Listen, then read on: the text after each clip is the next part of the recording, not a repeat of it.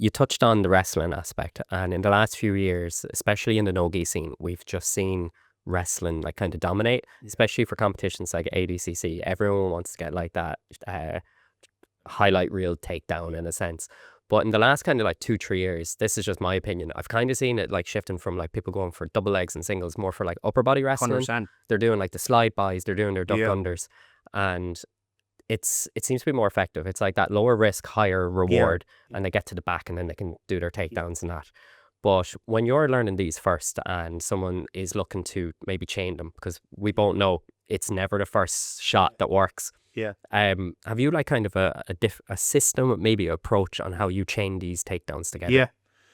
Yeah. Well, number one, I think you're right. As in, there's been an explosion with wrestling in no-gi over the last couple of years. And to your second point, I feel you're right in saying that there's a lot more. It's geared. It's now moved towards snap down the front headlocks, duck unders, slide-bys, arm drags, upper body stuff, foot sweeps and different types of inside-outside trips and Greco-Roman stuff. And the reason for that, I believe, is it's kind of they're low risk, high reward. So if you go for a snap down into a front headlock and it goes wrong, you don't get it. You don't lose position. You're still standing in front of your opponent.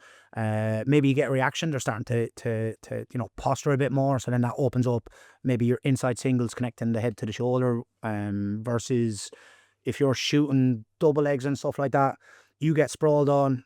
You're carrying body weight. You might get into a guillotine or a ninja choke or a Darce choke or whatever it might be.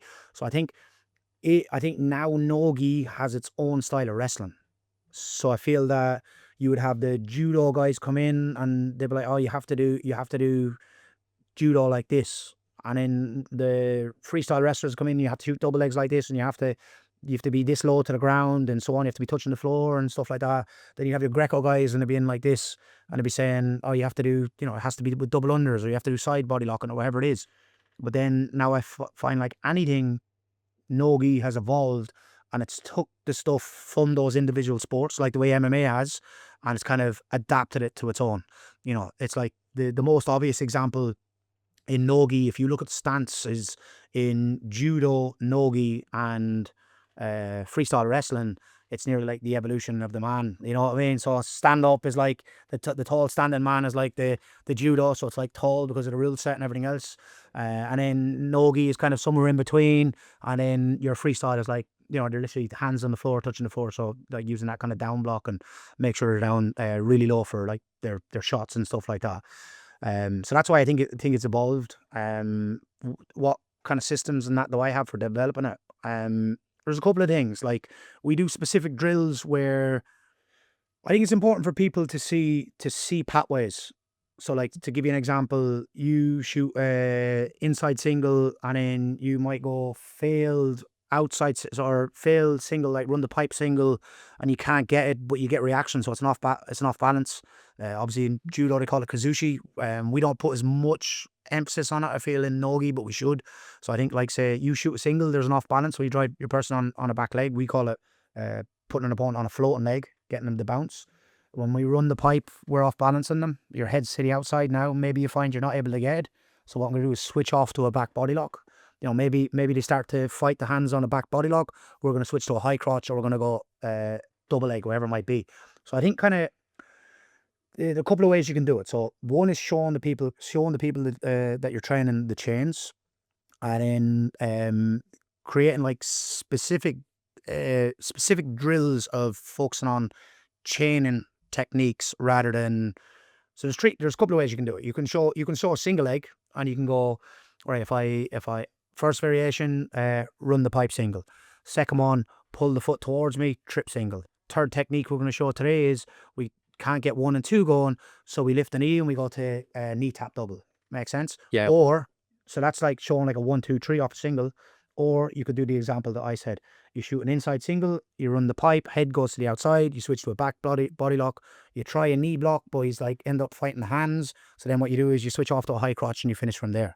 So it's kind of, I feel like exposing people to those pathways and then putting certain drills in play where it's like, we're going to go live.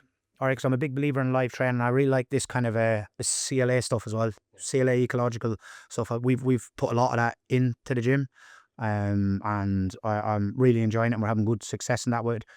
I still have a lot more to learn, but I'm doing as much. That's what I'm kind of doing in my spare time, is trying to get up to date with the amount of I suppose there's so many podcasts and books and everything, and Based on it. yeah, based on it and that. So I'm really enjoying that side of it. But you know, like so back to the drill. We could do a drill where I say, right, Aaron, you're going to start on a single, but we're fully live, but you're not allowed to take your partner down unless you get 2 chains. So that could be single leg, double leg. Really simple. You know what I mean? So you're not allowed to take them down on a single. You have to hit two chains. So it has to be like, you have to change your position on it. All right. And then maybe if you start to get that, we'll go 3 chains. You know what I mean? So it might be like single leg, back, or single leg, double leg. Maybe double leg fails, back, pull them forward into a clinch, finish from a body lock or something like that. Make sense? Yeah. So there's different things that you can do with that. So that's kind of like one way of doing it. And I find just like repetition and that over time, and then when things don't work, you know, obviously stop the clock, ask the questions on like why things are working or why things aren't working, and then try go live then again, and then see what holds up, what falls apart, and then see what your kind of training partners are doing to kind of shut you down. So that'll be one way of kind of doing it. So just working in chains and teaching in chains, you know, versus what we said earlier on, like say like a 1, 2, 3 in a single. We'll just go single, back body lock, double leg, for example.